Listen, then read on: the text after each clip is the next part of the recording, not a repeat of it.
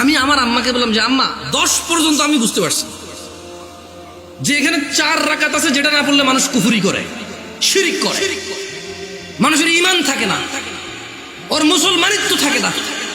আল্লাহ নবী বলেছে মুশরিক কাফের আর মুসলমান মুমিনের মধ্যে পার্থক্য হচ্ছে নামাজ।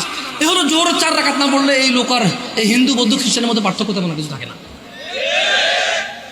কিন্তু আমি আমার আম্মারে বললাম যে আম্মা বাকি 6 রাকাত সুন্নত মুআক্কাদ, এটার বিশাল বড় বেনিফিট আছে, আমি ওই বেনিফিটটাও বলবো ইনশাআল্লাহ। বললাম আম্মা 12 কেমনে হইলো তাইলে? তো তোরে আমি আগেও বলছি 2 রাকাত নফল, 12 রাকাত। বললাম আম্মা নফল অর্থ বেশি, নফল অর্থ কি? আরবিতে নওয়াফিল বলে, জিয়াদা বলে। কি বলে?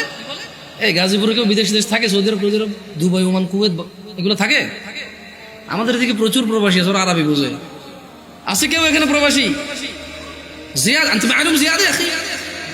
معلوم زيادة ها؟ تدري وش المعنى زيادة؟ بزيادة، زيادة يعني زيادة ها؟ ها زيادة. تلي عربية النوافل بزيادة، نوافل بزيادة বলা হয় কাকে? বেশি কি?